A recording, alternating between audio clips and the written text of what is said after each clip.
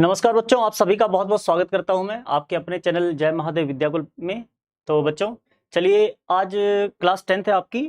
Class 10th वाले सभी बच्चे जुड़ जाइए। और आज का जो हमारा टॉपिक है वो चैप्टर 3 से लिया गया है। आपका चैप्टर 3 है दो चर वाले रैखिक समीकरण युग्म। तो आज दो चर वाले रैखिक समीकरण युग्म में हम पढ़ने वाले हैं बीजगणितीय और ज्यामितीय रूप। मतलब आपका बीजगणितीय रूप कैसा होता है दो चर वाले रैखिक समीकरण का, ठीक है। और उनका ग्राफ बनाना भी आज हम सीखेंगे। हेलो नीलू मदेशिया, और बच्चे कौन कौन से जुड़ चुके हैं यहाँ पर देख लेते हैं। दिव्यांशु पांडे, हेलो। जय हिंद गणेश सिंह। दिव्यांशु पांडे, स्वागत है आपका बहुत बहुत। और बाकी बच्चों का भी बहुत बहुत स्वागत है जितने बच्चे जुड़ गए हैं। सर पीयूष वर्मा कहते हैं सर नमस्ते।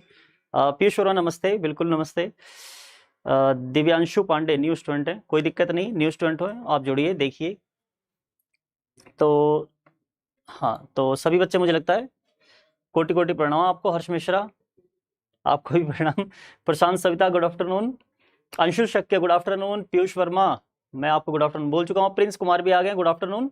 ठीक है, तो सभी को गुड आफ्टरनून कहता हूं मैं। और सभी बच्चे जुड़ जाइए, और जिनको जोड़ना चाहते हैं आप अपने साथ उनको भी जोड़िए। और क्लास में यहाँ पर शुरू करता हूँ, ठीक है। तो सबसे पहले तीसरा चैप्टर हम पढ़ रहे हैं, मैं आपको बता दूं फिर से। तीसरा चैप्टर हम पढ़ रहे हैं यहाँ पर आज आपका नया चैप्टर शुरू हो रहा है। चैप्टर का नाम है दो चर वाले रैखिक समीकरण युग्म। तो हम यहाँ पर सबसे पहले जो जानेंगे वो रैखिक समीकरण कैसा होता है, पहले उसकी बात करेंगे, ठीक है। जैसा कि आप चौथे चैप्टर में यानी कि द्विघात समीकरण में आप समीकरण के बारे में जान चुके हो, समीकरण कैसा होता है, ठीक है। बीच में एक बराबर का निशान होगा और एक आपका लेफ्ट हैंड साइड पे कुछ होगा, राइट हैंड साइड पे कुछ होगा, ठीक है। तो इस तरह करके आपका समीकरण होता है, ठीक है। तो यहाँ पर बात कर रहे हैं रैखिक समीकरण की। अभी जो हमने पढ़ा था इससे पहले वो था द्विघात समीकरण। द्विघात समीकरण मतलब, द्विघात समीकरण का मतलब है उसमें जो चर था आपका, जो चर था, चर की जो सबसे बड़ी पावर थी वो 2 थी, ठीक है। उसको मानक रूप में रखें तो जो चर की सबसे बड़ी घात थी वो 2 थी। यहां पर जो चर की सबसे बड़ी घात होगी वो 1 होगी, इतना ही फर्क है, ठीक है। यानी कि इस तरह का कुछ होगा। दो चर वाले रैखिक समीकरण कुछ इस तरह के होते हैं। ये क्लास 9th में आपको पढ़ाया गया था, ठीक है।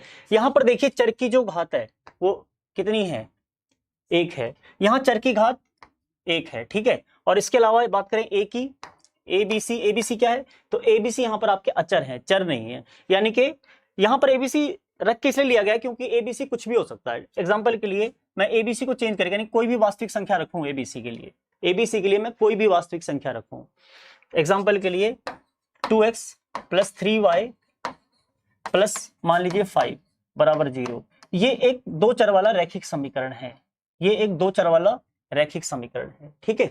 इसके अलावा मैं कुछ और एग्जांपल लूं तो मैं कह सकता हूं x माइनस वाई प्लस 2 बराबर 0। इसका मतलब क्या है, ये भी एक रैखिक समीकरण है। कैसे, x की सबसे बड़ी पावर यहां पर 1 है, y की सबसे बड़ी पावर यहां पर 1 है, ठीक है। ध्यान से देखिए, तो ये भी क्या है, एक रैखिक समीकरण है।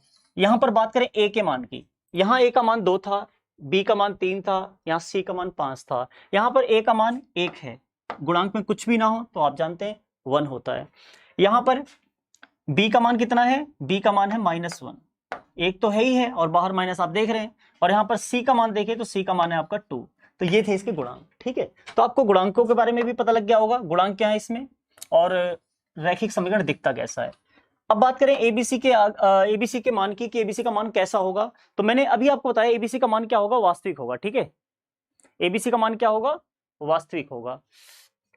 वास्तविक मतलब वास्तविक संख्याएं कौन सी होती हैं, आप पढ़ चुके हो पहले चैप्टर में, ठीक है। वास्तविक संख्याएं कौन सी होती हैं, वो परिमेय हो सकती हैं या अपरिमेय संख्याएं हो सकती है। तो एबीसी यहाँ पे वास्तविक संख्या होगी लेकिन एक कंडीशन के साथ, ठीक है। एबीसी वास्तविक संख्याएं होंगी लेकिन यहाँ पर एक शर्त होगी, और वो शर्त क्या होगी वो ध्यान से देखिए। वो होगी आपकी शर्त a की पावर 2 प्लस b की पावर 2, ये कभी भी 0 के बराबर ना हो। इसका मतलब आप मुझे समझाएंगे, इसका मतलब मुझे आप समझाएंगे कि ए बी का मान कैसा होना चाहिए। जल्दी से आप मुझे बताइए, उसके बाद मैं बताऊंगा कि ए बी का मान कैसा होना चाहिए। इससे आप क्या समझते हैं जरा मुझे समझाइए। कि a square plus b square बराबर 0 नहीं होना चाहिए, इसका मतलब क्या है। Good afternoon Balvir Yadav, good afternoon. Good afternoon सभी को। अंशुल शके मैं आपको बोल चुका हूं गुड आफ्टरनून। और जल्दी से मुझे बताइए कि a square plus b square बराबर 0 नहीं होना चाहिए, कैसे नहीं होना चाहिए, मतलब इसका क्या है कि ए बी का मान कैसा होना चाहिए। आलोक झा गुड आफ्टरनून। तो जल्दी से मुझे आंसर करिए इसका कि क्या मतलब है इसका, ठीक है। किताब में आप सभी ने ये पढ़ा होगा, इसका मतलब आप क्या जानते हैं, जल्दी से मुझे बताइए। कई बार इससे रिलेटेड क्वेश्चन भी आता है, इसलिए मैं इस चीज को फोकस भी कर रहा हूँ, ठीक है। हर चीज जो एग्जामिनेशन पॉइंट ऑफ व्यू से इंपॉर्टेंट होती है, मैं उसको फोकस करके पढ़ाने की कोशिश करता हूँ। एग्जाम में अक्सर ऐसे क्वेश्चन 1 नंबर में पूछे जाते हैं कि ए और बी के लिए कंडीशन क्या है, तो कंडीशन ये होती है, लेकिन ये कैसे, ये मुझे बताइए कैसे। 0 से बड़ा, पीयूष वर्मा 0 से बड़ा क्या, ए बी दोनों या कम से कम एक, ए बी दोनों 0 से बड़ा या कम से कम एक 0 से बड़ा, क्लियरली बताओ। 9th का कल चलेगा, रविता प्रजापति कल 9th का चलेगा 3 बजे, ठीक है।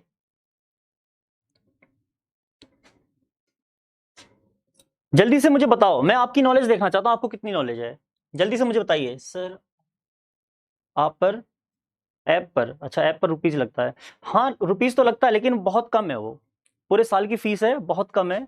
मुझे लगता है 4000 में पूरे साल की फीस आपकी 10th क्लास की, और 9th क्लास की तो 2000 में ही है, मुझे लगता है बहुत कम है ये, ठीक है। पूरे साल की फीस बहुत कम होती है, टीचर वाइज डिस्ट्रीब्यूट करके देखो और पूरे साल का टाइम निकाल के देखो, बहुत कम है। और कैसा क्या पढ़ाया जाता है आप वहाँ बच्चों से जान भी जा सकते हैं, ठीक है। आपके ग्रुप में बच्चे आते हैं, फ्री वाले ग्रुप में बच्चे आते हैं, वहां से आप, वहाँ पेड वाले बच्चे भी आते हैं, उनसे आप पूछ सकते हैं, ठीक है। जल्दी बताओ भाई, दोनों बड़ा, दोनों 0 से बड़ा, अब 0 ए बी 0 से बड़ा, तो मैं आपको बता दूं, सुनो, दोनों बड़ा, लोग कह रहे हैं दोनों बड़ा, तो इसका मतलब, हाँ वीरेंद्र शर्मा का आंसर सही है, वीरेंद्र शर्मा, हाँ बिल्कुल 4000 रुपये, मतलब वही 3999, दोनों बड़ा। तो दोनों बड़ा नहीं होगा, सुनो मेरी बात, दोनों, इसका मतलब दोनों बड़ा नहीं है, इसका मतलब है कि कम से कम एक बड़ा हो, दोनों चलेगा, दोनों बड़ा हो, कोई दिक्कत नहीं है। और बड़े का क्या मतलब है ये बताओ, बड़े का क्या मतलब, यहाँ 0 के बराबर ना हो, यानी कि माइनस में भी तो हो सकता है 0, दोनों बड़ा का क्या मतलब है ये बता दो मुझे भाई, क्या आंसर दे रहे हो, आंसर को समझो अपने। दोनों बड़ा कैसे, इस बात को ध्यान से समझो, दोनों बड़ा कैसे, जब ये कह रहा है कि ए की पावर 2 और बी की पावर 2, ये 0 के बराबर नहीं होना चाहिए। वैसे कंडीशन बात तो सही कह रहा हूं, दोनों बड़ा, यहां पर ये साइन बदल गया ना, इस साइन पहले बताना था आपको, ये होना चाहिए 0 से बड़ा। तो चलो ठीक है, दोनों बड़ा, लेकिन दोनों बड़ा कैसे, बताओ मुझे, दोनों बड़ा कैसे। अगर एक बात बताओ, मैं यहां 0 लिख दूं, ध्यान से सुनना मेरी बात, अगर आप कहते हो दोनों बड़ा होना चाहिए 0 के, पूछता मैं पहले भी यही रहा था कि दोनों बड़ा है एक बड़ा, बस ये साइन थोड़ा सा गड़बड़ता, ये देखो, एक 0 की पावर 2 प्लस 1 की पावर 2, तो ये भी तो 0 से बड़ा है, सेटिस्फाई तो कर रहा है इसे, ये बताओ सेटिस्फाई कर रहा है नहीं कर रहा, मुझे अब जल्दी से यहां पर आंसर दो, जल्दी से बताओ सेटिस्फाई कर रहा है नहीं कर रहा, जल्दी से मुझे बताओ, ये सेटिस्फाई कर रहा नहीं कर रहा। भाई देखो यहां पर आ गया 1 और यहां पर 0 और ये बड़ा है, तो मुझे तो लगता है सेटिस्फाई कर रहा है, तो एक 0 है, चलेगा नहीं, एक 0 नहीं चलेगा, जल्दी से मुझे बताओ भाई, ये परफेक्ट फैक्ट्स दिए, आप बंद करो कमेंट करना ऐसे। बाकी गुड मॉर्निंग, एक बार मैसेज कर दिया करो, मैं देख लेता हूँ, ज्यादा बार करने के बाद मेरा देखने का मन नहीं करता। मुझे भी बोलिए, ठीक है, परफेक्ट फैक्ट्स से गुड मॉर्निंग, ठीक है, खुश। चलिए अब बाकी आंसर देने दीजिए लोगों को, मुझे आंसर नहीं पता चलेगा, नहीं तो कर रहा है, सेटिस्फाई कर रहा है। अब एक बात बताओ, जब सेटिस्फाई कर रहा है, इसका मतलब दोनों में से कम एक 0 ना हो, यही इसका मतलब है ना, क्योंकि जब दोनों 0 होंगे, ध्यान सुनना, जब दोनों 0 होंगे तभी ये 0 होगा, तभी ये कंडीशन सेटिस्फाई नहीं होगी, ये देखो ये कंडीशन सेटिस्फाई नहीं हो रही जब दोनों 0 है, लेकिन दोनों में से एक भी 0 से बड़ा हो गया ना, एक भी 0 से बड़ा या छोटा कुछ भी हो गया, मान लीजिए -1 ही क्यों ना हो, इसकी पावर 2 और प्लस 0 करूं, तो भी ये 0 से बड़ा होगा और सेटिस्फाई करेगा, देखो क्योंकि -1 का स्क्वायर 1 होगा और प्लस 0 और ये 0 से बड़ा, यानी कि 1 0 से बड़ा, और ये देखो ये भी सेटिस्फाई हो रहा है, ध्यान से देखो भाई, मतलब समझ में आया या नहीं आया, अब मुझे बता दो मतलब समझ में आ गया या अभी भी समझाने की जरूरत है। और अगर किसी को ये डाउट हो रहा है, सर अगर ये दोनों ही 0 से, मतलब ये दोनों ए और बी दोनों ही 0 ना हो, भाई अगर ये दोनों ही 0 ना हो तभी तो x और y रहेगा, अगर एक भी 0 हो गया तो x या y तो कट जाएगा, जैसे एग्जांपल के लिए अगर मैं a को 0 रख दूं तो ये तो एक चर वाला बन जाएगा। क्या ऐसा डाउट है किसी को, जल्दी से मुझे बताओ, क्या ऐसा डाउट है किसी को।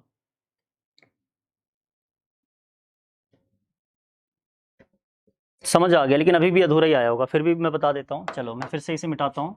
अब एक बात बताओ, ये जो कंडीशन कहती है, ध्यान से सुनना, ये जो कंडीशन कहती है कि ये 0 से बड़ा रहना चाहिए, ठीक है, इसका मतलब है कि ए और बी कम से कम दोनों में से एक 0 से बड़ा हो, दोनों एक साथ 0 ना, इसका मतलब है कि दोनों आपके एनसीईआरटी किताब में लिखा हुआ है कि दोनों शून्य ना हो, वहां एनसीईआरटी का मतलब पता क्या है, दोनों शून्य ना हो से एनसीईआरटी का मतलब है कि दोनों एक साथ शून्य ना हो, मतलब एक हो चलेगा। एनसीईआरटी का मतलब यही है, फिर से बता दूं मैं, एनसीईआरटी का मतलब यही है, कहीं भी जाके चेक कर लेना इसे, ठीक है। बाकी कोई आपको कुछ भी बताए, कैसे भी बताए, शॉर्टकट में चाहे बता दे, लेकिन मैं फिर से बता देता हूं क्लियरली, एनसीईआरटी का मतलब यही कि दोनों एक साथ जीरो ना हो, एक जीरो हो चलेगा। और अगर आप कहते हो कि सर एक जीरो हो गया, मान लो ए जीरो हो गया, तो ये 0x प्लस बी, इसको भी कुछ मान ही लेते हैं, मान लीजिए ये 2 है, तो प्लस मान लीजिए 2i प्लस 3 बराबर 0। अगर ए जीरो हो गया और ये जीरो नहीं है तो सेटिस्फाई तो कर रहा है इसे, तो ये 2i प्लस 3 बराबर 0, ये तो एक चर वाला रैखिक समीकरण बन गया। भाई ये देख के किसी का डाउट क्रिएट हुआ या नहीं हुआ, जल्दी से मुझे बताओ। ये देख के रामदयाल गिरी, गुड आफ्टरनून। कृष्ण कुमार भाई लोगों को हेलो बोल रही है। चलो, बहुपद और समीकरण में क्या अंतर है? परफेक्ट फैक्ट्स, एक बार बहुपद को पढ़ो, फिर से एक बार समीकरण को पढ़ो, फिर अंतर समझ में आ जाएगा। इसके लिए आपको दोनों चैप्टर पढ़ना पड़ेगा, शॉर्टकट में इसका आंसर नहीं मिलेगा, ठीक है। मतलब मैं नहीं दूंगा अभी फिलहाल, या लास्ट में टाइम बचा तो मैं आपको आंसर दे के जाऊंगा, चिंता मत करो, लेकिन उसके लिए रुके रहो। फिलहाल जो पढ़ा रहा हूँ उसे खत्म होने दो। हाँ, यूट्यूब पे रोज पढ़ाता हूँ मैं। हाँ, डाउट क्रिएट हुआ तो डाउट में बता दूं कि अगर ये एक चर वाला मानते हो, अगर ये एक चर वाला है, सुनो, अगर कोई ये समझता कि सर ये तो एक चर वाला हो गया, एक चर वाले सभी रैखिक समीकरणों को आप दो चर वाला मान सकते हो। कैसे? बिल्कुल ऐसे ही, इसको ऐसा लिख के मान सकते हो, ठीक है। आप ये मान सकते हो x का गुणांक 0 है, इसको लिख सकते हो वापस 0x प्लस 2y प्लस 3 बराबर 0 लिख सकते हो, और इसको ग्राफ पे भी दिखा सकते हो। ग्राफ पे कैसे? देखो, इसको ग्राफ पे कैसे दिखाओगे, इस तरह का ग्राफ बनाना आपने सीखा था, इस तरह का ग्राफ आपने बनाना सीखा था पिछली क्लास में 9th में।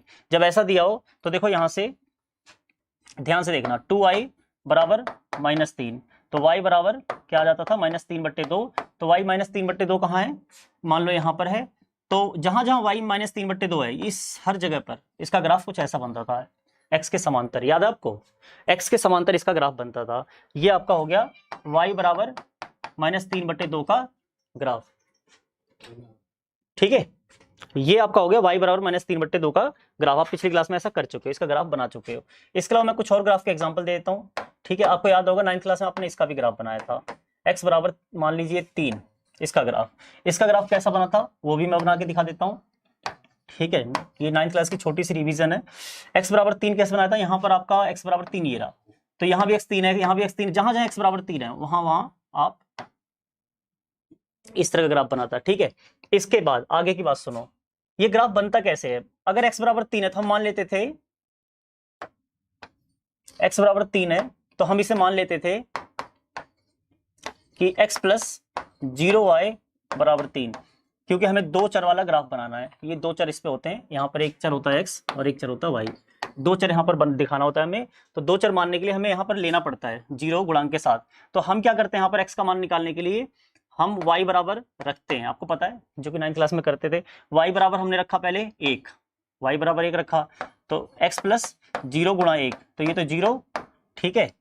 क्या था यहाँ पर? यहाँ 3 था, यहाँ पर 3 था ना, बस 0y लिखा मैंने, बाकी ठीक है। तो 3 आपने देखा, x बराबर आ गया 3, ठीक है, x बराबर आ गया 3। फिर से देखो, y बराबर मान लो 2 रखा आपने, तो फिर 0 2 3, यानी कि फिर से x बराबर 3, यानी कि y का मान आप कुछ भी रख रहे हो, ये कॉन्सेप्ट था इसके पीछे। y का मान कुछ भी रख रहे हो, x बराबर 3 आ रहा है, y का मान 1 रखा, x बराबर 3, y का मान 2 रखा, x बराबर 3, y का मान 4 रखा, x बराबर 3, यानी कि y का मान कुछ भी रख लो, कुछ भी, x बराबर 3 आ रहा है, यानी कि ग्राफ कुछ ऐसा बनेगा, ठीक है। यानी कि जब x बराबर कुछ दिया हो, ध्यान से सुनना मेरी बात, अगर x बराबर कुछ दिया हो तो हमेशा ये y के समांतर ग्राफ बनेगा, और y बराबर कुछ दिया हो सीधे सीधे तो हमेशा x के समांतर बनेगा, और जो मान दिया उसी पे, ठीक है, उसी पे काटेगा वो। बात समझ में आ गई होगी आपको। तो इस तरह करके इसको दो चर वाला मान सकते हैं, ठीक है, इस तरह करके इसको दो चर वाला मान सकते हैं अगर दोनों में से एक जीरो। लेकिन दोनों जीरो हो जाए तो गड़बड़ हो जाएगी, दोनों जीरो हो तो वहां पे चर होगा ही नहीं। बात ये है ना, देखो दोनों जीरो क्यों नहीं हो सकता, मैं बता देता हूँ। आप कहोगे सर ऐसे तो दोनों जीरो वाले में भी हम ले सकते हैं, अगर आप ये कहते हो सर ऐसे तो दोनों जीरो लगे तो भी हम मान सकते हैं दो चर, तो बता दें क्यों नहीं हो सकता। देखो, जैसे मान लीजिए ये x प्लस वाई, मान लीजिए x प्लस वाई, ध्यान से सुनना, आप बराबर 3 है, ठीक है। अगर ये दोनों इसके गुणांक 0 होते तो 0 + 0 बराबर 3 का कोई कॉन्सेप्ट ही नहीं बनता, ठीक है भाई। ऐसा कोई कॉन्सेप्ट बनता ही नहीं इस तरह का। भाई दोनों जीरो होने का मतलब क्या है? दोनों जीरो का मतलब देखो बराबर में आपको जीरो रखना है, दोनों जीरो का मतलब सी भी जीरो होना चाहिए हिसाब से। तो भाई ए और बी अगर दोनों जीरो हो गया तब तो सी भी जीरो होना पड़ेगा, क्योंकि बराबर में तो जीरो होता है ना। देखो बराबर में जीरो होता है, अगर ए भी जीरो कर दे तो ये जीरो, तो ये सी का मतलब ही क्या रहेगा? तब तो उस केस में हमेशा सी बराबर जीरो। ठीक है, और सी तो आप जानते हो कुछ भी हो सकता है, तो 7 बराबर जीरो। मान लो सी 7 है, कैसे पॉसिबल है सी 7 हो? ये जीरो के बराबर कैसे हो सकता है? मान लो सी 8 है, कैसे पॉसिबल है कि ये जीरो के बराबर हो? क्योंकि ए और बी तो यहां से गायब हो गए, ये कैसे पॉसिबल है? भाई दोनों माइनस हो तो भी, सुनो, अगर दोनों माइनस हो तो भी, किसी ने मुझसे लिखा किसी ने लिखा यहां पर कि दोनों माइनस हो तो क्या होगा, तो भी वो जीरो से बड़ा ही होगा। देखो मान लो ए है -3, समीकरण का उदाहरण ले लेता हूं, ज्यादा बेटर समझ में आएगा, नहीं तो फिर कोई कहेगा सर दोबारा बता दो। देखो समीकरण का उदाहरण ले लेता हूं, मान लो 3x पावर -5y, ठीक है, कुछ भी ले लो, और यहां पर प्लस में इसको 3 ले लो या 2 ले लो, थोड़ा सा अलग दिखे उससे, 2 बराबर 0। यहां भी देख लो, यहां भी देख लो, बहुत से बच्चों को ये डाउट नहीं हुआ होगा क्योंकि वो माइनस के बारे में और माइनस के वर्ग के बारे में जानते हैं। और ये -5 की पावर 2, अब देखो ये 9 ही आएगा तब भी, माइनस से कोई फर्क नहीं पड़ेगा क्योंकि ऊपर है वर्ग। ठीक है, ये 25, और ये देखो 0 से बड़ा आ गया, आएगा हमेशा प्लस, वर्ग है ना ऊपर, चाहे यहाँ माइनस रखो प्लस रखो, हमेशा ये भी प्लस आएगा ये भी प्लस आएगा, तो दोनों प्लस आके हमेशा 0 से बड़ा होगा, दोनों प्लस आके हमेशा 0 से बड़ा होगा। और एक प्लस आया और एक मान लो 0 भी आ गया, इसकी सबसे छोटी वाली 0 होगी, ध्यान से सुनना, यहां पर इसकी सबसे छोटी वाली 0 होगी, इससे छोटी नहीं हो सकती, और वो भी 0 पता कब होगी? जब दोनों 0 हो, नहीं तो उसके अलावा क्या होगा, हमेशा 0 से बड़ा होगा। समझ में आया? इसकी सबसे छोटी वाली 0 होगी, और जब दोनों 0 तो वही तो नहीं लेना, दोनों को 0 ही तो नहीं लेना, तभी तो इसका मान कभी 0 नहीं होगा, हमेशा 0 से बड़ा होगा।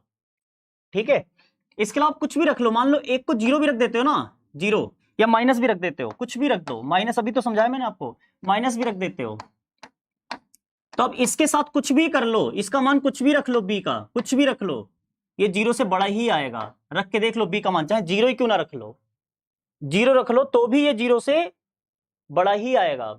उस और 0 क्या, इसका हम इसका अगर माइनस में रखोगे तो ये फिर से ये भी प्लस हो जाएगा, क्योंकि ये प्लस हो चुका है, बात समझ रहे हो, ये प्लस हो चुका है। या ये कह लो कि अगर यहाँ 0 है, मान लो a का मान 0 और प्लस में, अब यहाँ b की पावर, b कुछ भी रख लो, अगर 0 नहीं रखोगे b तो ये हमेशा तब भी 0 से बड़ा आएगा। ध्यान रखना, b कुछ भी रख लो लेकिन 0 ना हो वो, यहाँ 0 रख के भी ये 0 से बड़ा आएगा, इसका मतलब ये कंडीशन सेटिस्फाई करता है, नहीं कि दोनों में से एक 0 हो सकता है, दोनों 0 कभी नहीं हो सकते। समझ में आया? दोनों 0 कभी नहीं हो सकते, दोनों में से एक 0 हो सकता है।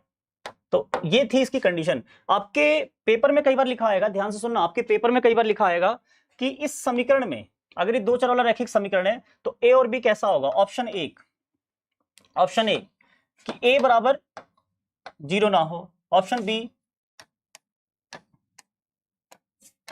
बी मान लो लिख दिया कि बी बराबर 0 ना हो, ठीक है। ऑप्शन सी लिख दिया आपका कि ए की पावर 2 प्लस बी की पावर 2 0 ना हो।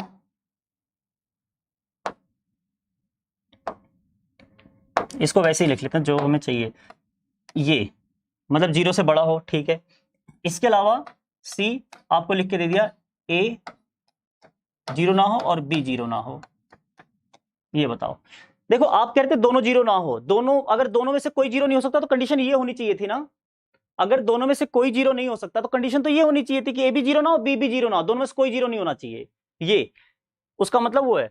और यहां पर इसका मतलब है कि दोनों दोनों के दोनों 0 नहीं होने चाहिए, ठीक है। यहां मतलब है दोनों 0 नहीं होने चाहिए। अब ये बताओ, डाउट क्लियर हो गया इस ऑप्शन को देख के? जल्दी से मुझे बताओ।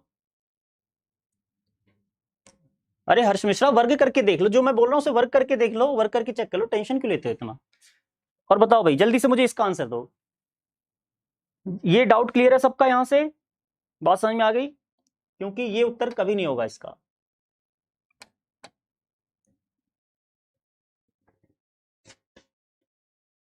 हाँ, फ्री क्लास भी लाइव चलती है, ऐप पर फ्री क्लास लाइव चलती है।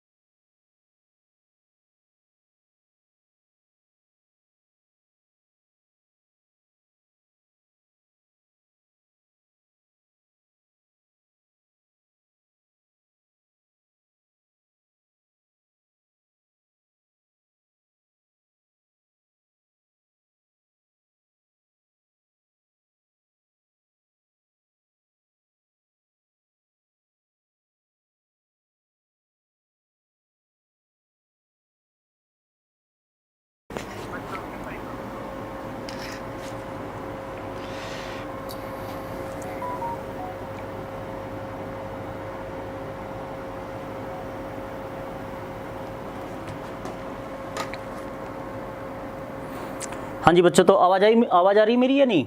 जल्दी से मुझे बता दीजिए, क्या आप तक आवाज़ मेरी पहुंचने लगी है? सब कुछ ठीक है या अभी भी दिक्कत है? बच्चों आप अगर देख रहे हैं तो जल्दी से मुझे बताइए, मेरी आवाज़ आ रही है? आ गया, चलो बहुत बढ़िया। चलिए, तो आ गई। पता नहीं कुछ इश्यू आ गया था मेरे ख्याल से, अचानक की आवाज़ बंद हो गई। चलिए देखते हैं, कोई दिक्कत नहीं। तो सभी बच्चे तैयार हो जाइए, आगे मैं बता देता हूँ आपको क्या पढ़ाना था मुझे। ठीक है, मैं आज जो टारगेट रख के आया था कि मुझे पढ़ाना है, उसे मैं छोड़ के नहीं जाना चाहता। ठीक है, बढ़िया, आवाज़ आ गई। चलिए, आवाज़ आ गई, बढ़िया है। ये दूसरी बार है मेरे साथ ऐसा हो रहा है, बताओ, आवाज़ चली गई बीच में। कोई बात नहीं बच्चों, हो जाता है, कई बार ऐसे इश्यूज़ आते हैं। ठीक है, कई बार ऐसे इश्यूज़ आते हैं। तो चलिए, सभी बच्चे मेरे ख्याल से जुड़ गए होंगे। जो बच्चे रह गए जल्दी से आ जाइए वापस। आप रुके रहिए, बस 1 मिनट मुझे दीजिए, ताकि 2 बच्चे रह गए थे वो वापस आ जाएं, किसी का कुछ छूटे ना, और मैं कंटिन्यू करता हूँ। ठीक है, तो बच्चे जुड़ रहे हैं मेरे ख्याल से। दिव्यांशु पांडे, आ गई आवाज़, ठीक है, बढ़िया।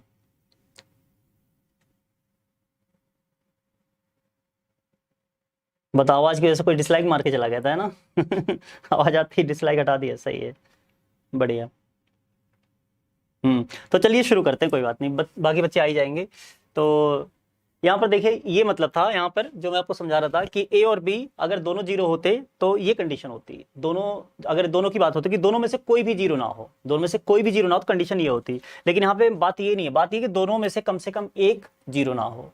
ठीक है, तो उसके लिए ये कंडीशन बनती है कि अगर दोनों में से, सर ये सवाल नहीं आया, सवाल तो करवाया नहीं मैंने, अभी सवाल कराऊंगा तब देखना। ठीक है। तो ये रैखिक समीकरण आपको समझ में आएगा। रैखिक समीकरण कुछ इसी रूप का होता है, इसका मानक रूप है ये, यानी कि आप किसी भी 2 चर वाले रैखिक समीकरण को अगर वो बदलने लायक है तो इस बदल के आएगा इसी रूप में। ठीक है, अगर कोई भी स्थिति, कोई भी कंडीशन आपके 2 चर वाले रैखिक समीकरण में बदलने लायक है तो उसको बदल के इस रूप में लाया जा सकता है। ठीक है, नहीं ला पा रहे तो इसका मतलब वो बदलने लायक नहीं है। मैं लेट से आता हूँ, मैं टाइम पे आया था, आज क्लास में आवाज़ चली गई थी, लेट से मैं नहीं आता। और पिछले 2 दिन का देखो, बिल्कुल टाइम से आया था। बाकी बच्चे जानते होंगे जो रेगुलर आते हैं, मैं बिल्कुल टाइम से आता हूँ। कभी हो जाए किसी वजह से लेट तो अलग बात है। चलिए, तो आगे करते हैं। आगे देखिए, 2 चरों में रैखिक समीकरण युग्म। युग्म का मतलब यहाँ कुछ नहीं है, युग्म का मतलब आपका निकाय से है, आपका जोड़े से है। जोड़ा मतलब 2 एक साथ। ठीक है, युग्म का मतलब आपका जोड़े से है, जोड़े का मतलब है 2 एक साथ। तो ये आपका पहला रैखिक समीकरण, ये दूसरा रैखिक समीकरण, इस तरह आपको 2 रैखिक समीकरण मिलते हैं। और पहले रैखिक समीकरण के गुणांकों को, जिसको हम ABC कहते थे, उसको A1 B1 C1 कह देते हैं।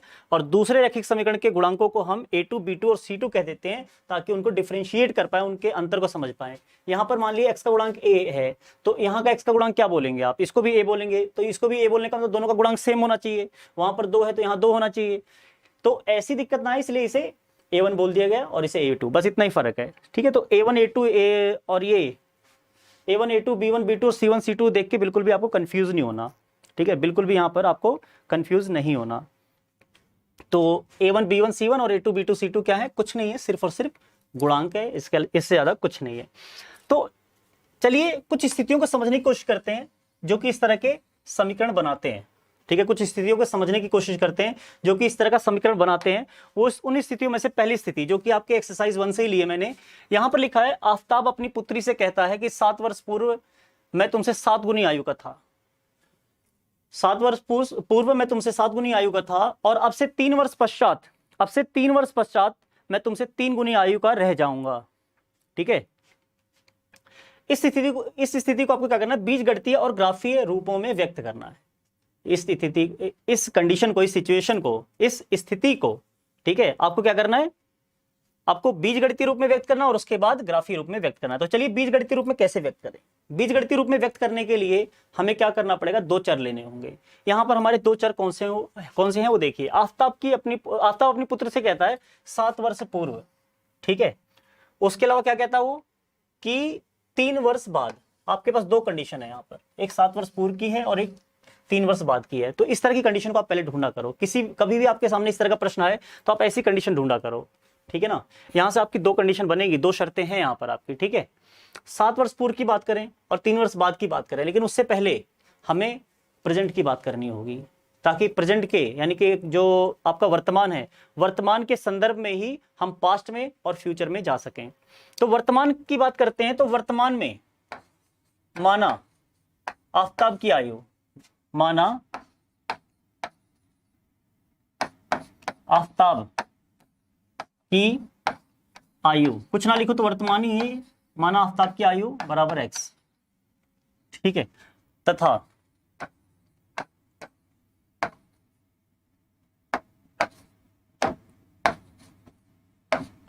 पुत्री की आयु बराबर y, ठीक है। आफताब की आयु x है, पुत्री की आयु y है, तो कंडीशन क्या है यहाँ पर, 7 वर्ष पूर्व। तो हम सबसे पहली कंडीशन लिखते हैं 7 वर्ष पूर्व, 7 वर्ष पूर्व।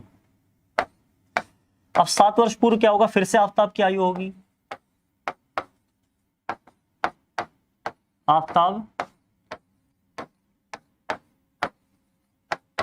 की आयु कितनी होगी, आफताब की आयु अभी कितनी है, अभी तो x है, तो 7 वर्ष पूर्व क्या होगी, 7 साल कम, x में जो अभी आयु है उस आयु में से 7 साल कम, सिंपल। उसके बाद पुत्री की आयु, पुत्री की आयु बराबर, यहां पर देखो y क्या है, अभी की आय है, अभी की आयु है उसकी, और 7 साल पूर्व क्या रही होगी, 7 साल कम रही होगी, यानी कि y माइनस 7, ठीक है, ये आयु हो गई। जैसे ही आपने लिखा 7 वर्ष पूर्व, ऐसे ही अब आएगा 3 वर्ष बाद, ठीक है। तो चलिए, ये कंडीशन भी दी हुई थी इसके लिए, 7 वर्ष पूर्व लिखा क्या था कि तुमसे 7 गुनी आयु का था, कौन 7 गुनी आयु का था, आफताब, ये 7 गुनी आयु का है, यानी कि अगर इसको भी 7 गुना करूं तो ये बराबर आ जाएगा, यानी कि समीकरण मिल जाएगा। तो आप कह सकते हो प्रश्नानुसार, प्रश्नानुसार क्या हो जाएगा, ध्यान से देखना, तो ये आफताब है, इसकी आयु, ये जो है उसकी बेटी पुत्री, इसकी आयु बराबर नहीं है, जबकि उसकी पुत्री की आयु को 7 गुना करोगे तो ये बराबर हो जाएगा, ठीक है। उसकी पुत्री की आयु को जब 7 गुना करोगे तो ये बराबर हो जाएगा। कोई मुझे गलती से भी ये ना कहे कि सर पिता की आयु 7 गुनी है ना, तो आप तो पुत्री की आयु 7 गुना कर रहे हैं, आप पिता की आयु 7 गुना क्यों नहीं कर रहे, तो ऐसी गलती मत करना। ये मैं बना रहा हूं समीकरण, ध्यान से सुनो मेरी बात, ठीक है। यहां पर मैं बहुपद नहीं लिख रहा हूं, यहां पर मैं समीकरण बना रहा हूं। जो आप समझ रहे हो बहुपद बनाते समय बात करते हैं, जब हम मानते हैं कि इसको माना x, तो हाँ वो 7 गुनी है तो 7x हो जाएगा, वो बहुपद की बात होती है। लेकिन यहाँ है समीकरण, समीकरण में क्या होता है, हमें बराबर चाहिए होता है। तो पिता की आयु पहले से 7 गुनी है, इसको और 7 गुनी करोगे तो बराबर कैसे रहेगा, यानी कि ये समझ लो कोई पहले 7 गुनी आयु का है और उसको क्या कर रहे हो आप, और 7 गुना कर रहे हो, तो क्या ये पॉसिबल है, बताओ भी बताओ, क्या ये पॉसिबल है। तो सुनो कि क्या ये पॉसिबल है कि बराबर हो, नहीं ये पॉसिबल नहीं होगा। तो बराबर कैसे होगा, x माइनस 7, यानी कि पिता की आयु जब आप पुत्री की आयु को 7 गुना करोगे तो उसके बराबर मिलेगी, यानी कि ये 7y माइनस 49, ठीक है। और ये समीकरण जो आपको मिलेगा वो क्या मिलेगा, x माइनस 7y, इसको इधर ले आओ और ये उधर जाके प्लस हो जाएगा, ये 7 इधर प्लस करोगे तो इधर कितना आएगा, जल्दी से मुझे बताओ, 42, और ये हो जाएगा माइनस का 42, ठीक है। तो ये मिलेगा समीकरण 1। और दूसरी कंडीशन क्या थी, 3 वर्ष बाद, 3 वर्ष बाद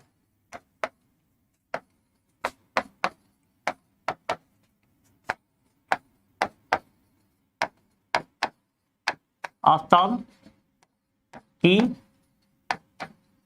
आयु 3 वर्ष बाद, अभी की कितनी है x है, 3 वर्ष बाद कितनी हो जाएगी, x प्लस 3। पुत्री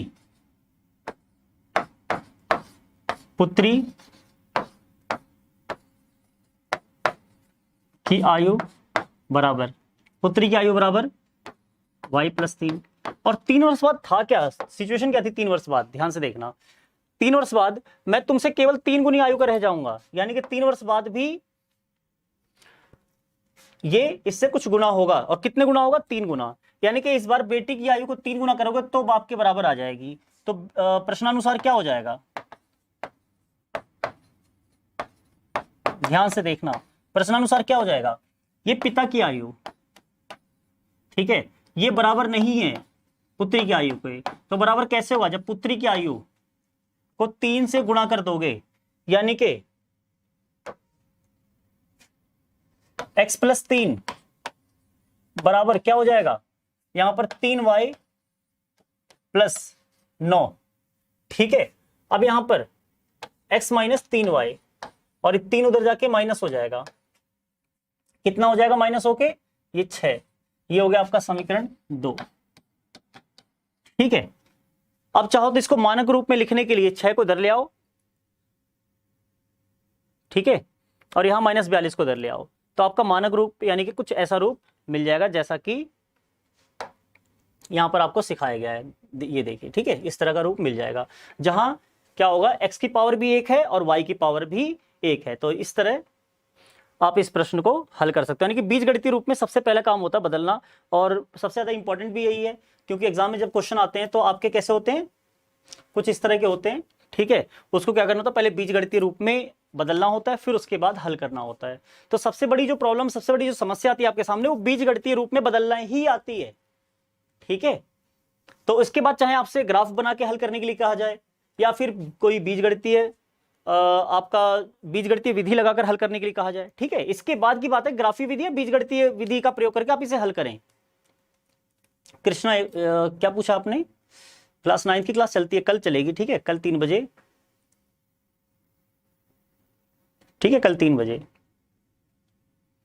स्क्रीनशॉट ले लो, कोई दिक्कत नहीं, स्क्रीनशॉट इसका ले लिया होगा, नहीं भी लिया होगा तो बाद में वीडियो चला के ले लेना, इसका भी ले लो, ये लो, 1 सेकंड के लिए मैं पूरी स्क्रीन दिखा रहा हूँ, फिर उसके बाद इसका भी स्क्रीनशॉट ले लो, और ये बीजगणितीय रूप में हमने बदल दिया इसे, ठीक है।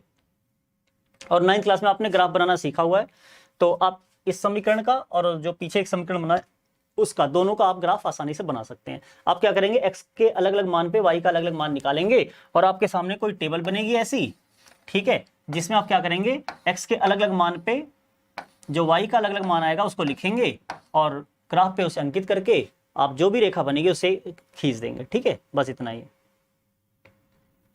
और तरीका, अच्छा हुआ हर्ष ने बोल दिया और तरीका, नहीं तो मैं भूल जाता, बाकी तरीके आज आपके हो ही नहीं पाते, ठीक है, अच्छा हुआ हर्ष ने याद दिला दिया, नहीं तो बाकी तरीके आपके हो ही नहीं पाते। मुझे मालूम है हर्ष पढ़ चुके हैं, तो हर्ष को मालूम है और भी तरीके हैं, थोड़ा सा बस नॉलेज को अपने प्रदर्शित करने के भी तरीके होते हैं। और तरीका नहीं है बताने का ठीक है, अगले क्वेश्चन की ओर बढ़ते हैं, उसको किसी और तरीके से बता दूंगा, ठीक है। चलिए, तो अगला तरीका ग्राफ बनाना मैं ऐसे बताऊंगा, इसके बाद ग्राफ बनाना भी अलग से बताऊंगा, फिलहाल मैं इसको बीजगणितीय रूप में बदलना आपको सिखा रहा हूं, ठीक है। चलिए, क्रिकेट टीम के एक कोच ने 3900 रुपए में 3 बल्ले तथा 6 गेंदें खरीदी। ध्यान से सुनना, क्रिकेट कोच मतलब क्रिकेट टीम का एक कोच है जिसने 39 रुपए खर्च किए और क्या क्या खरीदा, 3 बल्ले और 6 गेंदें। बाद में उसने एक और बल्ला उसी प्रकार की 3 गेंदें 1300 रुपए में खरीदी, यानी कि एक और बल्ला और उसी प्रकार की 3 गेंदें 1300 रुपए में खरीदी।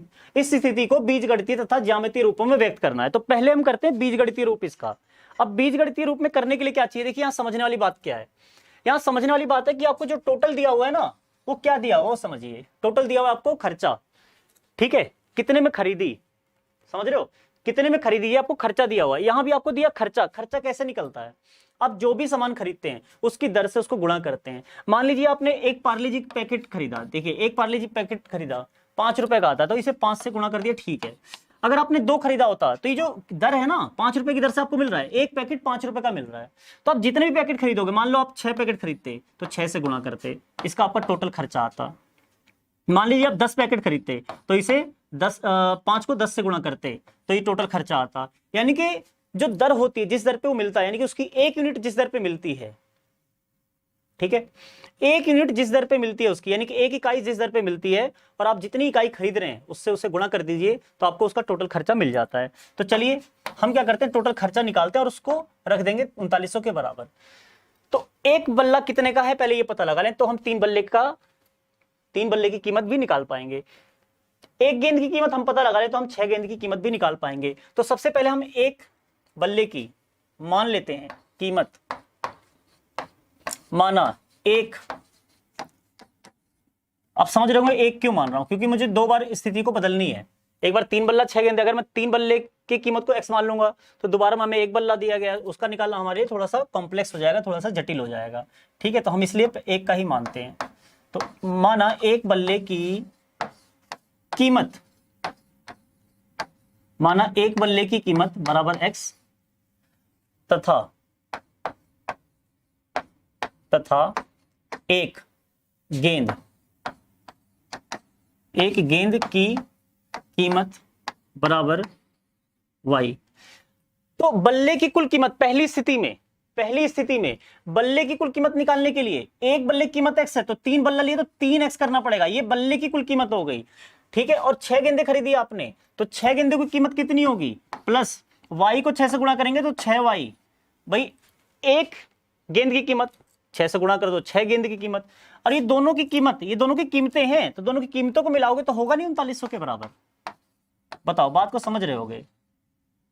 ठीक है, ऐसे ही जब वो एक बल्ला खरीदता है, यानी कि एक बल्ले की कीमत x थी, वो तो x ही रहेगी, कोई दिक्कत नहीं, और उसके साथ साथ उसी प्रकार के 3 गेंदे खरीदता है। इस बार गेंदे 3 है, तो एक गेंद की कीमत y थी, 3 गेंद की कीमत 3y हो जाएगी। तो ये कीमत है दोनों की कीमत मिला के टोटल कीमत आनी चाहिए, जो कि 1300 है। और इस तरह हमने इसको बीजगणितीय रूप में दिखा दिया। बात समझ में आई या नहीं आई? जल्दी से मुझे बताओ, क्या आप सभी को समझ में आ गई है? जल्दी से मुझे बताइए क्या आपको समझ में आ गया? 3 है ना, ये 2y नहीं है, 3y। आप देखो वहां पर उसी प्रकार 3 गेंदे, एक बल्ला 3 गेंदे हैं, और ऊपर क्या है, 3 बल्ले 6 गेंदे हैं। ठीक है, बिल्कुल, मनोज कुमार चौरसिया, बिल्कुल ठीक। अतुल कुमार, हालचाल यहाँ जानने के लिए मत आओ, हालचाल जानने के लिए और भी जगह मिल जाएगी। आ गई, ठीक है, समझ में आ गई, बढ़िया, कोई डाउट नहीं। तो बस इसी तरह इसका ग्राफ भी आप बना सकते हो अब। ठीक है, अब आपको ग्राफ बनाना है और ग्राफ पे इसको दिखाना है। आप क्या करोगे, एक ही ग्राफ पेपर पर इन दोनों रेखाओं का ग्राफ बनाओगे। ये रैखिक समीकरण है तो इनसे रेखा बनेगी। एक ही ग्राफ पेपर पर आप दोनों रेखाओं का क्या कर दोगे? यस सर, ठीक है, आगे बढ़ते हैं।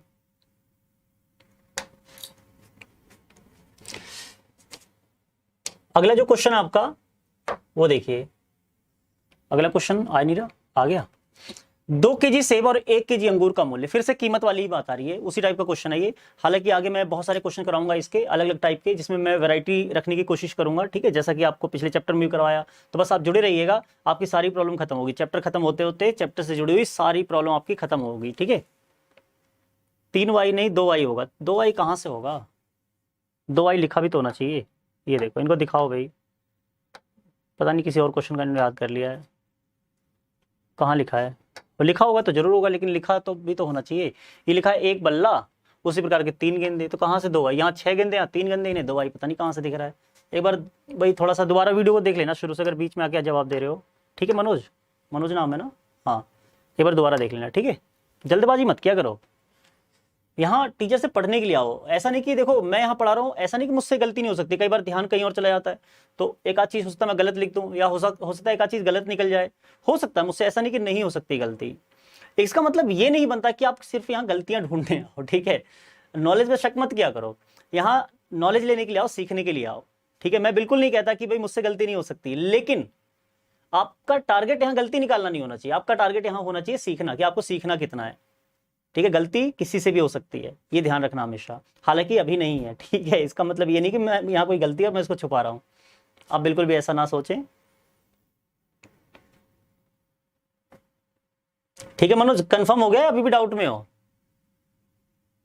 अरे 3 कॉमन करने पर, यहाँ कॉमन लेने की बात हो रही है क्या? कॉमन ऑन कुछ मत करो अभी, जब तक कहा ना जाए, करना आगे। मनोज कुमार आगे करवाऊंगा, ठीक है, टेंशन मत लो इतनी, आगे करेंगे कॉमन। जब सॉल्व करेंगे वहां पर कॉमन वाले हिस्से को वहां पर लेकर चलेंगे, जब सॉल्व करेंगे इसे। ठीक है, अभी फिलहाल मत करो, क्योंकि उससे जुड़ा हुआ एक कॉन्सेप्ट भी है, पता कौन सा? जब 2 रेखाएं संपाती होती हैं, इसीलिए मैंने उसको कॉमन लेके नहीं बताया अभी, हर चीज की एक वजह होती है। ठीक है, जब 2 रेखाएं संपाती होती है तो उसमें क्या होता है, हमेशा देखना है, एक समीकरण में से कॉमन लेके जब काटोगे ना तो दोनों एक जैसे ही हो जाते हैं वो, ठीक है। जल्दबाजी मत किया करो, सिखाऊंगा, सब सिखाऊंगा, चीजों को सिस्टम से सिखाऊंगा। 2 केजी और 1 केजी अंगूर का मूल्य किसी दिन 160 रुपए था। ध्यान से सुनना, 2 केजी 1 केजी अंगूर का मूल्य किसी दिन 160 रुपए था, तो हमें टोटल कीमत 160 दी हुई है, यानी कि हम क्या करेंगे, हम मान लेंगे 1 केजी सेब का मूल्य, पहले 1 केजी का मान लो, 1 केजी सेब का मूल्य, 1 केजी सेब का मूल्य बराबर मान लेते हैं x, ठीक है। 1 केजी अंगूर का मूल्य बराबर y, तो इसकी टोटल कीमत कैसे निकालेंगे, 2 केजी, भाई 1 केजी का कितना था, x था, 1 केजी का ये दर है, और क्वांटिटी कितनी है, यानी कि मात्रा कितनी है, 2 केजी, तो हम 2 से इसको गुणा कर देंगे, ठीक है। दर को हम मात्रा से गुणा कर देंगे, अपने आप टोटल निकल आएगा, यानी कि सेब का मूल्य निकल आएगा। तो ये सेब का मूल्य कितना हो गया, प्रश्नानुसार अगर आप देखें तो देखो 2 केजी यानी कि 2x, ये हो गया सेब का मूल्य, यहां पर इस सेब का मूल्य, और 1 केजी अंगूर, तो 1 केजी का मूल्य हमने माना ही था अंगूर का, ये y, तो इसको जोड़ा और ये पड़ा कितने का, 160 रुपए का। ये टोटल कीमत है, और टोटल कीमत आपको दे रखी है, यानी कि 160 होनी चाहिए ना, तो इस हिसाब से समीकरण ये बन गया। फिर यहां पर क्या कहा जा रहा है, 4 केजी सेब और 2 केजी अंगूर, इस बार सेब 4 केजी ले रहे हो, 1 केजी सेब का x है तो 4 केजी का 4x हो जाएगा, ये हो गई सेब की कीमत, और 2 केजी अंगूर है तो ये हो गई अंगूर की कीमत, और इन दोनों को जोड़ोगे तो कितने का बैठा, 300 का, ये हो गया समीकरण तो, और इस तरह इसे भी ज्ञात कर लिया आपने। जल्दी से मुझे बताइए क्या आपको समझ में आ गया है, कोई डाउट किसी को। और हाँ मनोज, अगर काटोगे तो ये भी कटेगा, ध्यान रखना, काटने को तो ये भी कटेगा, लेकिन फिलहाल हम क्या कर रहे हैं, बीज गणितीय रूप में बदलना सीख रहे हैं, तो हमारा मेन पर्पस यही है अभी, ठीक है भाई। मनोज कोई दिक्कत तो नहीं किसी तरह की, नाराज तो नहीं हो रहे चलो, नाराज तो नहीं हो रहे ना मेरी बात से, समझ रहे हो ना, हर चीज का एक सिस्टम होता है।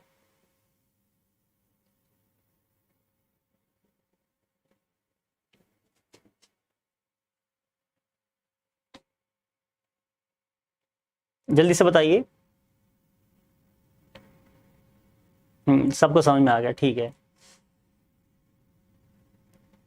हाँ बिल्कुल मनोज, चलिए बहुत अच्छी बात है, बहुत खुशी की बात है कि सबको समझ में आया, और इसी तरह मैं आशा करूंगा, और मेरी विशेष आपके साथ रहेंगी कि हमेशा आपको इसी तरह समझ में आता रहे, ताकि आपका रिजल्ट बहुत अच्छा हो। जितने भी 10th में पढ़ने वाले बच्चे हैं अगले साल ताबड़तोड़ रिजल्ट लेकर आए, धड़ाधड़, मतलब ये समझ लो कि कोई भी पूछे आपसे कि हाँ भाई आपकी परसेंट अच्छी हुई तो कैसे हुई, कहाँ से पढ़े, तो आप बता पाओ कि हम तो विद्याकुल से पढ़े, ठीक है। यानी कि जितने भी टॉपर है जब उनका इंटरव्यू हो तो उन सबके मुंह से एक ही नाम निकले, विद्याकुल, क्यों, ऐसा ही होना चाहिए ना। चलिए हाँ मनोज कुमार बढ़िया, चलिए आप मुझसे छोटे भी हैं तो किसी तरह का बुरा मानना भी मत, क्योंकि मैं बच्चों को अक्सर कुछ भी बोल देता हूँ, कुछ भी मतलब भाई अपना सा समझ के, समझ रहे हो मेरी बात। चलिए सभी के डाउट्स क्लियर हैं, तो अगले साल ध्यान रखना जितने भी टॉपर्स आने वाले हैं ना 10th में जितने भी टॉपर्स आने वाले हैं, मैं 12th की बात करूंगा, जितने भी टॉपर्स आने वाले हैं, ऐसा ना हो कि किसी टॉपर का इंटरव्यू हो और वो कह दे मैं कहीं और से पढ़ा था बात समझ रहे हैं, आपको किसी को नीचे नहीं करना, आपको इतनी ऊंचाइयों पर जाना है कि आपका ही नाम दिखे, ठीक है, आपका ही नाम दिखे। हाँ मैं आपको भरोसा दिलाता हूँ, देखो आप मेरी बात पे भरोसा करना, मैं आपको भरोसा दिलाता हूँ, ऐसा कुछ भी नहीं होगा यहाँ पर जो मैं आपको ना बताऊं। बस एक चीज होगी जो प्रैक्टिस है, प्रैक्टिस आपको खुद करनी होगी, आपको अपने डाउट्स खुद लाने होंगे। अभी तक मैं ये देखता हूँ यहाँ पर, देखिए अभी तक मैं अपना एक्सपीरियंस आपसे शेयर करता हूँ 2 मिनट निकाल के, और आप भी सुनिए मेरी बात, हो सकता है आपके लिए काम की हो, ठीक है। अभी तक मैं ये देखता हूँ क्लास में जब पढ़ाता हूँ तो कई बार बच्चे दोबारा जानने के लिए, सिर्फ कोई रीजन ना हो सकता समझ में भी आ गया, दोबारा जानने के लिए कहते हैं सर फिर से, हालांकि मैं हमेशा कोशिश करता हूँ फिर से बता दूं, मैं मना करते करते भी, आप देखोगे मेरी पुरानी वीडियोस में जाना, आप देखोगे मैं मना करते करते भी किसी ना किसी बहाने उसको फिर से बता ही देता हूँ, आपको चाहे कुछ भी बोलूं मैं फिर से बता ही देता हूं, और आप जानते भी ये बात, ठीक है, आप में से ज्यादातर बच्चे ये बात जानते हैं, ठीक है। लेकिन मैं फिर भी कहूंगा अगर आपको जरूरी ना लगे तो ना पूछें, और हाँ डाउट्स वो लेकर आए जो पिछली क्लासेस में आपने सीखा और क्वेश्चंस घर पे किए और वो क्वेश्चंस आपसे नहीं हुआ, उन चीजों को मुझसे शेयर करिए। अभी तक किसी ने भी ऐसे डाउट नहीं पूछे, मैं आपसे हमेशा से कह रहा हूं कि आप जब यहां कमेंट पढ़ते हैं ना, मतलब कमेंट पढ़ते हैं कि आप वीडियो देखते हैं, वीडियो देखने के बाद आप घर पे एक्सरसाइज ट्राई करते हैं, एक्सरसाइज जब आपसे ना हो ना तो नीचे कमेंट बॉक्स में, यहाँ चैट बॉक्स में नहीं, कमेंट बॉक्स में नीचे उस क्वेश्चन को टैग कर दीजिए। मैं जब क्लास लेकर आऊंगा, मैं जितनी भी वीडियोस पीछे की होंगी उन सब में देख लिया करूंगा कितने क्वेश्चन बच्चों के द्वारा पूछे गए, तो एक स्पेशल क्लास उसके लिए रखूंगा मैं। और उसमें हाँ इसी चैनल पे आप अपने डाउट्स डाल सकते हैं। हाँ बिल्कुल पीयूष वर्मा, ठीक है ना। तो आप सभी से मैं कहूंगा कि आप जो भी यहाँ सीखने के बाद अपनी बुक उठाइए और ट्राई करिए। मैंने शुरू में कॉन्सेप्ट समझा के एनसीईआरटी के क्वेश्चंस आपके लिए छोड़े, लेकिन आपने नहीं किया, तो मुझे क्या करना पड़ रहा है आप, क्योंकि अक्सर बच्चों का यहाँ कमेंट ये था चैट बॉक्स में कि सर एक्सरसाइज कराओ एक्सरसाइज। तो मैं क्या करता हूँ, एक्सरसाइज के क्वेश्चन से ले आता हूँ। हालांकि पढ़ाना मेरा बिल्कुल ऐसा रहा है कि आप एक्सरसाइज के क्वेश्चन खुद से करो, एग्जाम्पल उनमें से भी रहते हैं कई बार, ठीक है। अब थर्ड लेसन शुरू हुआ है हानू, आज पहली क्लास है तीसरे चैप्टर की, ठीक है। आज तीसरे चैप्टर की पहली क्लास है। तो जितने भी बच्चे यहाँ पर 10th में, मैं उनसे ये कहूंगा अगर आप 10th में हैं तो जो भी यहाँ सीखते हैं उसके बाद आप अपनी बुक को पढ़िए, थोड़ा सा मेहनत करिए बुक से, ठीक है। और कोई भी डाउट आप मुझसे पूछिए, और आप देखिए मैं बताता नहीं बताता, ठीक है। सिर्फ रिपीट कर दीजिए, सोल्यूशन नहीं है। आप मुझसे कहते हैं सर रिपीट कर दीजिए, वो सोल्यूशन नहीं है। अगर आप इसको समझ चुके हैं तो एक बार ट्राई करिए। क्वेश्चन करते समय डाउट आए तो एक बार वीडियो को देखने की कोशिश करिए, वीडियो को देखिए दोबारा, क्या पता आपसे हो जाए। फिर भी ना हो तो मैं यहाँ पर आपके सामने हूं, ठीक है। फिर भी ना हो तो मैं आपके सामने हूं। लेकिन शुरू में थोड़ी मेहनत लगती है। अगर आप कमजोर है ना तो शुरू में जरूर ऐसा करिए, स्टार्टिंग में आपको ऐसा करना पड़ेगा। आप कुछ दिन ऐसा करिए, कुछ दिनों बाद देखिए, बाद में आपको इतनी मेहनत नहीं करनी पड़ेगी, बाद में बड़ी आसानी से चीजें समझ में आएगी। मतलब शुरू में थोड़ा सा स्ट्रगल हो सकता है, लेकिन बाद में बहुत जल्दी चीज समझ में आएगी। स्पीड भी बढ़ती है, क्योंकि दिमाग जो है ना, आप जितना इसे यूज करते हो, जितना यूटिलाइज करते हो, जितना इसे खर्च करते हो, उतना ही तेज होता है, उतना ही फुर्तीला होता है। कहते हैं ना चेस खेलने से, चेस जानते हैं ना, शतरंज खेलने से कहते हैं दिमाग तेज होता है। क्यों? क्योंकि आप वहां यूज करते हो। आप एक दिमाग अपने, ये कह लो कि वहां पर 9 प्लेयर्स हैं, 9 प्लेयर्स पे अपना एक दिमाग रखते हो। कैसे 9? 8 पे आधे, उसको एक ही मान लो, एक ही जैसी चाल है सबकी। वैसे तो डबलिंग भी होती है, फिर भी ये समझ लो आप एक दिमाग अपना कई जगह स्कैटर करके रखते हो, फैला के रखते हो। और क्या होता है, उससे आपको आदत पड़ती है कि अपना दिमाग 4 जगह रखने के बाद भी चारों चीजों को याद रखने की, कि हाँ उसको मैंने यहाँ रखा था, इसको मैंने यहाँ रखा था। नहीं तो क्या होता है, थोड़ी देर बाद कई बार भूल जाते हो आप कि हाँ उसको वहाँ रखा था, थोड़ी देर बाद भूल गए और वो कट गया। बाद में आप कहते हो कि अरे ये तो मैंने रखा था, अभी ध्यान नहीं रहा मुझे, ठीक है। जो चेस खेलते हो समझ रहे होंगे मेरी बात। अक्सर ऐसी गलती होती है, इन्हीं गलतियों से तो आपको क्या पड़ती है, आदत पड़ती है अपने दिमाग को यूज करने की चेस खेलने से, तो इसलिए दिमाग तेज होता है। तो यहाँ भी अपने दिमाग को यूज करवाइए, ठीक है। चीजों को सीखने के बाद उसकी प्रैक्टिस करिए, बिना प्रैक्टिस का आप नहीं कर पाएंगे। एक पुरानी कहावत आप जानते ही हैं, ठीक है, कि practice makes a man perfect. तो प्रैक्टिस करिए, ठीक है, रेगुलर करिए, लगातार करिए। और इसी के साथ सभी को, कामनी शक के भी काफ़ी लेट आई है, क्लास खत्म होते होते आई है, लेकिन ठीक है आ गई, ठीक है। तो सभी को मैं कहूँगा बाय। और अगर आपको वीडियो पसंद आई है तो मैं आपसे ज़रूर कहूँगा कि लाइक करिए। नहीं पसंद आई तो अलग बात है, उसके लिए दूसरा ऑप्शन आपके पास, हमेशा से मैं कहता हूँ। लेकिन अगर अच्छी लगी है तो जरूर लाइक करिएगा, ठीक है। आज थोड़ी क्लास में डिस्टर्बेंस रही, क्योंकि बीच में वीडियो रुक गई थी, इसकी वजह से थोड़ा हो सकता है क्लास का पूरा फ्लो थोड़ा सा बिगड़ा हो आपका समझने का। लेकिन फिर भी कोशिश की मैंने कि सब कुछ ठीक हो। और ये जो मैंने क्वेश्चंस आपको बना के दिए, इस तरह के और भी प्रश्न आप ट्राई करिए। ना हो तो आप मुझे एक्सरसाइज नंबर का रेफरेंस दीजिए, क्वेश्चन नंबर का रेफरेंस दीजिए कि सर इस एक्सरसाइज से इस ये वाला क्वेश्चन बताना है, मुझसे नहीं बना तो मैं बनवाऊंगा आपका, ठीक है। मैं जरूर बनाऊंगा, आप ट्राई तो करिए, आप कमेंट मुझे बताइए तो सही, ना बनाओ तो कहिए, ठीक है। लेकिन ऐसे डाउट कोई नहीं पूछता। चलिए सभी को बाय। प्लेलिस्ट बन जाएगी मनोज कुमार। सभी को बाय, फिर मिलते हैं कल, ठीक है। कल 9th क्लास के साथ मिलेंगे, फिर उससे अगली क्लास होगी 10th की, तो ध्यान रखिएगा।